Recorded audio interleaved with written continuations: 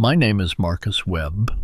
I'm 63 years old, and 18 months ago I was sitting in a lawyer's office in Atlanta signing papers that ended 31 years of marriage, while my wife, my soon-to-be ex-wife, sat across the table looking at her phone. She didn't even look up when I signed. I remember thinking 31 years, and you can't put the phone down for 5 minutes.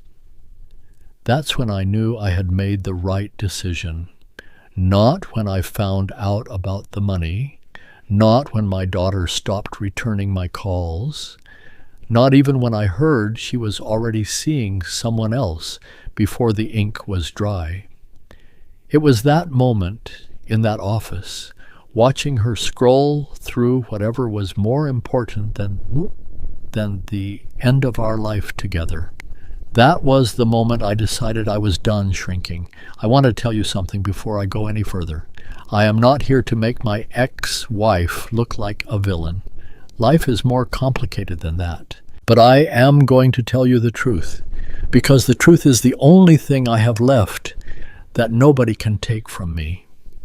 And maybe someone listening to this right now is sitting in the same kind of silence I was sitting in, and they need to hear that there is something on the other side of it.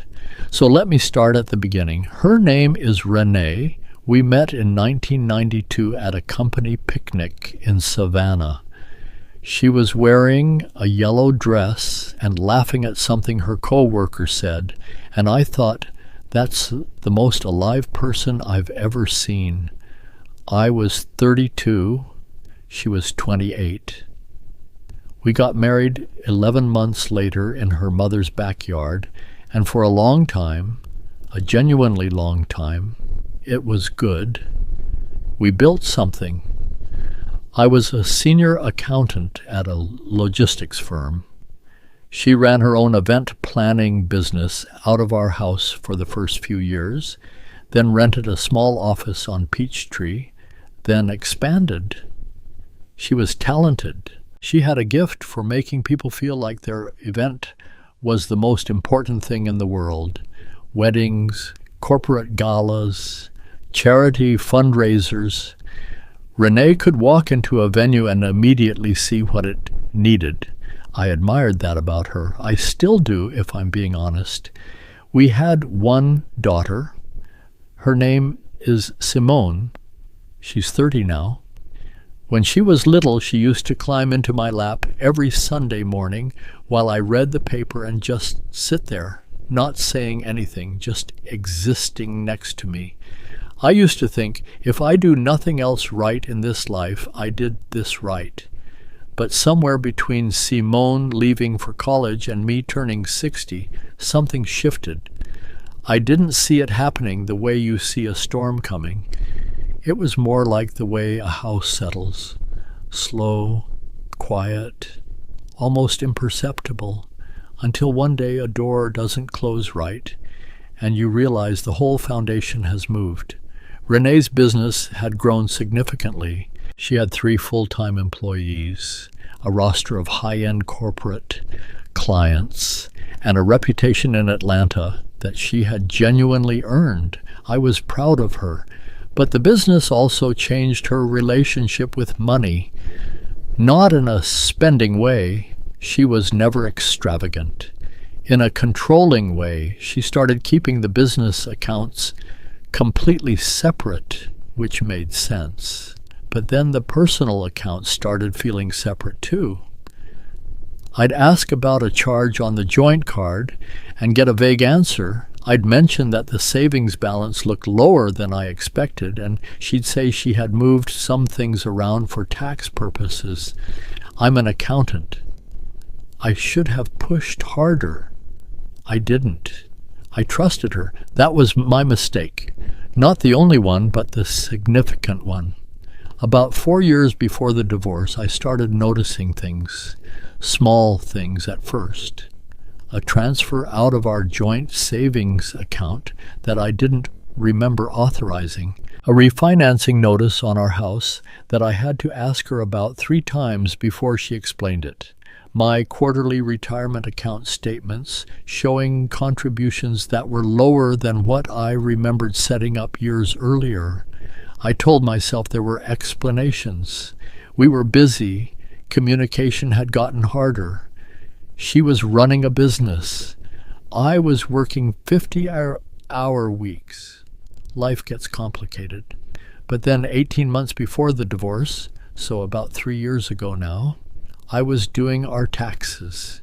She usually handled our tax preparation and just sent me the return to sign, but that year she was overwhelmed with a major corporate client event, and she asked me to take care of it. For the first time in probably a decade, I had access to everything. All the accounts, all the statements, everything. What I found took me 3 days to fully understand. Partly because I didn't want to understand it. Partly because the picture that was forming was one I couldn't believe about someone I had spent 30 years sleeping next to. Over approximately 6 years, Renee had been systematically moving money out of our shared financial life. Small amounts at first, $2,000 here, $5,000 there, transferred from our joint savings into an account I didn't know existed. The account was under her business name, which is why I'd never caught it on our personal statements. By the time I found it, the balance in that account was just under $240,000. $240,000. I sat at our kitchen table looking at those numbers until the sun went down. I didn't eat dinner. I didn't call anyone. I just sat there doing the math over and over, hoping I was wrong. I wasn't wrong. I'm an accountant. Numbers don't lie to me the way people do. I didn't confront her that night. I didn't confront her for 3 more weeks. I spent those 3 weeks making copies of everything, consulting quietly with a financial attorney, and doing something I never thought I'd do in my marriage, building a case.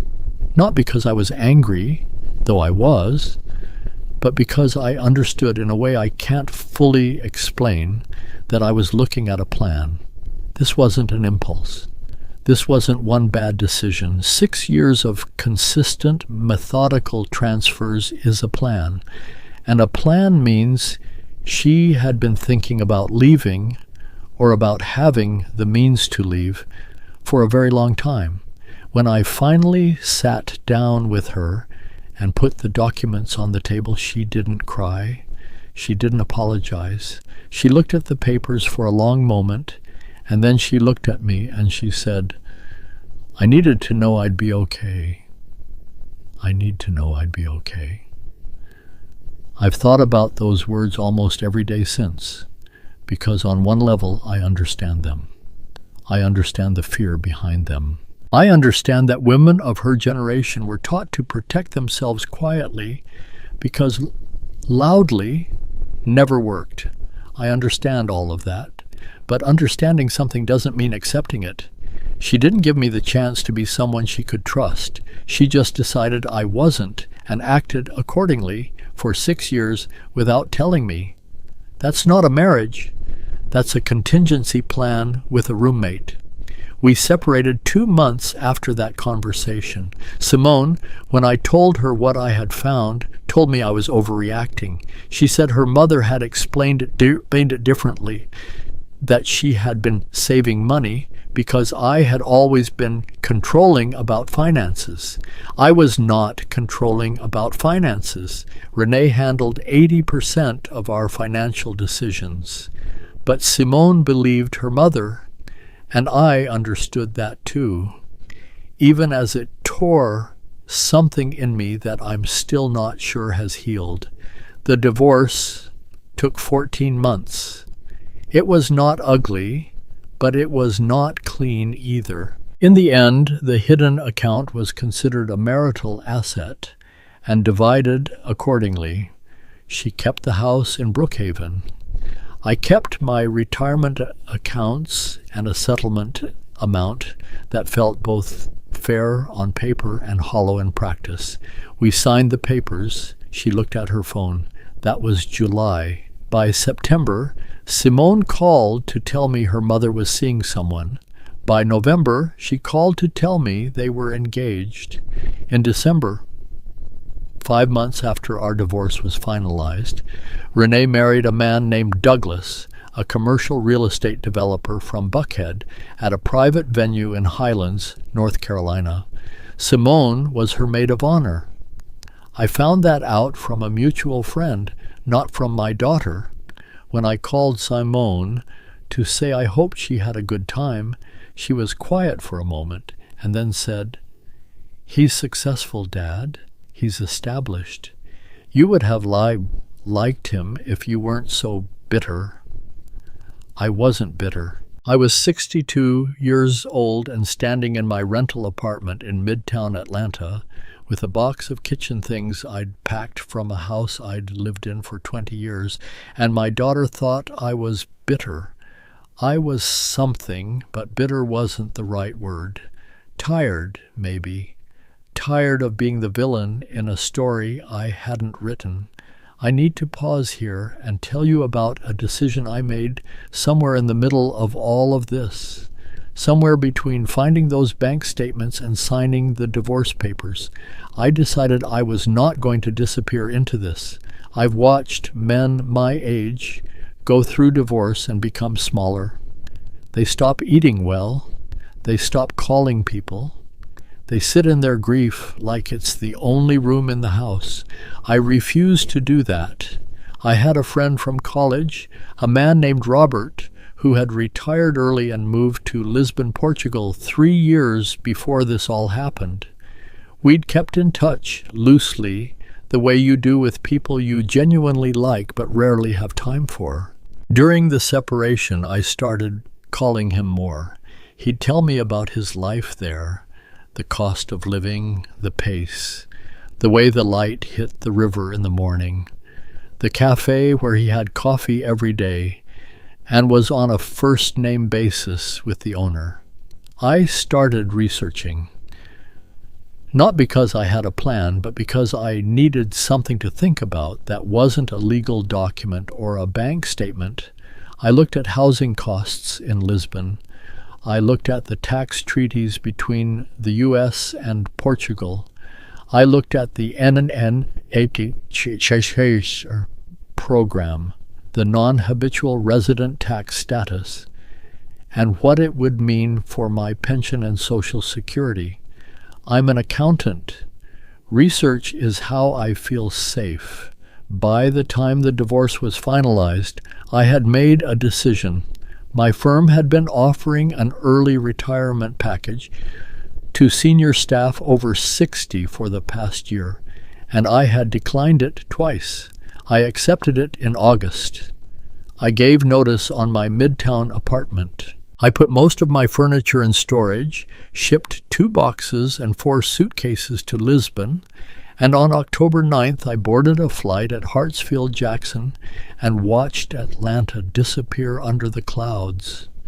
I want to tell you what the first morning in Lisbon felt like, because I think it matters. I woke up at 5 a.m., which was my body still on Atlanta time, and I made coffee badly in my temporary apartment near Alfama, and I went out onto the small balcony. The city was quiet. The light was doing something I hadn't expected. This particular shade of early gold that I would later learn has a name, because the Portuguese are not people who let beautiful things go unnamed. The smell was salt and stone and something baking somewhere. And I stood there in a city where nobody knew anything about me, not about the money, not about Renee, not about Simone, not about 31 years of whatever we had. And I felt for the first time in what must have been years, the specific relief of being a person without a history. I was not happy yet, but I was not shrinking. That was enough to start. My Portuguese was non-existent. Robert connected me with a language tutor, a retired school teacher named Enrique, who was in his late 70s, endlessly patient and deeply amused by my American accent. We met 3 mornings a week at a cafe in Principe Real. He would order 2 coffees and a pastry, and then make me practice ordering my own coffee until I stopped looking apologetic about my pronunciation. "You speak like you are sorry," he told me once in careful English. "Stop being sorry. Just speak." I think about that more than I probably should. The months move differently there. I want to be specific about that because I know it sounds like expat fantasy, and it's not. It was hard too. There was bureaucracy. There were forms in a language I was only beginning to understand. There was the particular loneliness of eating dinner alone in a city where dinner is a social event and eating alone means something different than it does in America. I missed my daughter. I missed her more than I knew how to say, and saying it to her was complicated by the fact that she had largely stopped answering my calls. But I found a rhythm. Robert and I had lunch every Thursday near Belém. I found a gym. I found a small English language expat community that met informally on Tuesday evenings, mostly retired Americans and British, a few Canadians, 1 couple from New Zealand. My monthly expenses, including rent on a 1-bedroom in Estrella, were around $3,200. My pension and Social Security together exceeded that comfortably. For the first time in my adult life, I was not working, not stressed about money, and not needed by anyone in a way that cost me something. That last part sounds sad. It wasn't quite. It was clarifying. About 7 months after I moved, I got a call from a woman I used to work with, a colleague named Patricia, who had been peripherally in the same social world as Renee and me. We weren't close, but she was someone I'd always respected. She called, I think, partly out of genuine concern, and partly because she had information she thought I should have. She told me that Renee's new business venture, Douglas, had invested heavily in expanding her event planning company into a full event production firm with a new brand, new offices, a planned launch gala, was in trouble. Not because of anything dramatic, because the expansion had been too fast and the overhead was too high, and some of the corporate contracts they'd been counting on had either fallen through or been scaled back. Patricia didn't know I'd known about the hidden savings account that had stayed between me, my attorney, and the court. But she said something that stayed with me. She said, "I think she got used to having more safety net than she admitted to anyone, Marcus. And now the net isn't as big as she thought." I thanked Patricia and didn't call anyone else about it. It wasn't my situation to manage, but I thought about it. 4 months later, about 11 months after I'd moved to Lisbon, my daughter called me on a Sunday morning. It was afternoon her time. She sounded like she had been crying or was close to it. I want to be careful here about how I tell this part, because Simone is my daughter, and whatever happened between me and her mother, I have never wanted my daughter to be hurt. Not by me, not by Renee, not by Douglas, not by anything. She is still the little girl who used to sit in my lap on Sunday mornings without saying a word, and she always will be. She told me that she had been going through some of her mother's documents, not snooping, she said, just helping her mother get organized for a meeting with Douglas's financial advisor about the business situation, and she had come across some things: account statements, transfer records, dates going back years. She knew what they meant. She's my daughter. She grew up watching me work. She understood numbers the same way I did. "Dad," she said, and then she stopped. I waited. "She had that account for 6 years," she said finally. 6 years before you even separated. I didn't know." "I know you didn't," I said. "I told you that you were controlling. I said that to you." "You said what you understood to be true," I said. "That's not the same as lying." She was quiet for a long time. Then she said, "I want to come and see you, if that's okay." It was the easiest question anyone had asked me in 2 years. She came in March. 10 days, which became 12, because she changed her flight. We walked a lot. I showed her Henrique's cafe. I showed her the Miradoro near my apartment, where you could see the river and the bridge, and on a clear day feel like the whole Atlantic was waiting for you. I showed her the neighborhood market where I bought vegetables on Saturday mornings and had learned the names of things in Portuguese by pointing and asking and not being sorry about the asking. On the third night, we had dinner at a small restaurant in Moraria, and she told me more about the launch gala.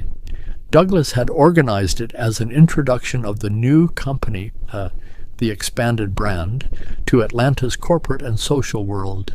It was held at a hotel in Buckhead. Renee had planned it herself, of course. It was her event, her vision, the way she had always done things, and by all accounts it was beautiful. But midway through the evening, a woman stood up to give a toast. A woman who had worked closely with both Renee and Douglas on the business side, a financial partner, effectively, though her exact role was complicated. And this woman, in front of 200 guests, raised her glass and said something like, "To Renee, who always knows where the money is." Simone said the room laughed. She said Renee laughed too, at first. But then Douglas didn't laugh. He looked at his new wife in a way that, Simone said, made the air change. Because Douglas had recently learned, through the process of combining their financial lives for the business partnership, that Renee had entered the marriage with a substantial sum in a private account that she hadn't disclosed in full during their financial conversations before the wedding. He hadn't said anything publicly, but he knew. And the woman who made the toast, Simone suspected, knew that he knew. "One sentence," Simone said. She just said one sentence, and Mom's face. It was like watching someone realize they'd walked into a room they couldn't get out of. Later that night, Renee left the event early. She called me somewhere around midnight Atlanta time, which was 5 in the morning my time, and I was asleep, so I missed it. She left a voicemail. I've listened to it more than once. She said she wasn't sure why she was calling. She said she thought I should know that she hoped I was doing well. She said that wherever I was, she hoped it was good. She didn't apologize. I don't think she knows how exactly. That's not cruelty on my part. I think it's just true. Some people know the shape of an apology but can't quite get there. I've made peace with that. I didn't call her back. There wasn't anything to say that would have helped either of us. What I did do the next morning was walk to Henrique's cafe. He wasn't there. He'd moved our sessions to twice a week by then because he said my Portuguese was now good enough to be embarrassing only sometimes, instead of always.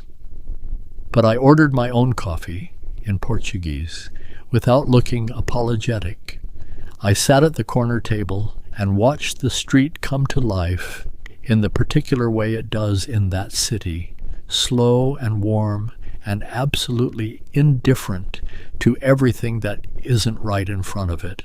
I'm going to tell you something that I believe, and I believe it because I lived it, not because someone told it to me. There is a version of this story that ends with me feeling vindicated. With Renee, getting what she deserved, with Douglas finding out everything and the business collapsing and justice arriving in a clean, satisfying package. And parts of that happened. But vindication isn't what I carry around with me now. What I carry around is this. I spent 31 years making myself smaller in ways I didn't always notice. Being the reliable one, the steady one, the one who doesn't make a fuss. I told myself that was virtue. Maybe some of it was, but some of it was fear. Fear that if I took up too much space, I'd lose what I had. And I lost it anyway. And then I got on a plane and I went somewhere nobody needed me to be small. And I found out that I'm actually quite a lot of person when I let myself be. My Portuguese is now good enough that Enrique brings his wife to our Tuesday sessions because she wants to practice her English, and we have become somehow the kind of friends that don't require explanation. I have lunch with Robert most Thursdays. I know the best bakery in 3 different neighborhoods, and the name of the woman who runs the Saturday market stall where I get my tomatoes. Simone is coming back in June. She's been in touch more. Calls on Sundays, which used to be our day before everything got complicated, and it feels like we're finding our way back to something. She's processing things about her mother in her own time, and I'm not going to rush that or manage it. That's her work to do, not mine. I don't know what's happening with Renee and Douglas's business. I don't follow it.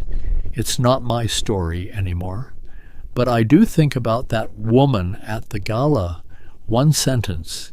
She probably meant it as a compliment, or at least as something cleverly ambiguous, the way people do at those kinds of events. She couldn't have known it would land the way it did. Or maybe she could. I'll never know. What I know is this. You cannot build a life on a foundation of hidden things and expect it to hold. I know that because I was on one side of it, and it cost me years I don't get back. But I also know that the moment you stop hiding, the moment you get on the plane, or walk into the cafe, or order the coffee without apologizing for your accent, something that has been held very tight inside you begins slowly to let go. I'm 63 years old. I'm sitting on a balcony in Estrella with coffee I made correctly this time, watching a city that has no opinion about my past. My daughter is calling me on Sundays. An old man named Enrique has decided we are friends. Justice is not revenge. Revenge is wanting someone else to lose. Justice is building something they cannot take from you. I think I'm finally doing that. If you're out there listening, and I believe you are because you're still here, I want you to know that the room you're in right now is not the only room. There are doors. Some of them you have to build yourself, but they're there. Thank you for being with me tonight. I'm Uncle Leonard, and this is what I know to be true.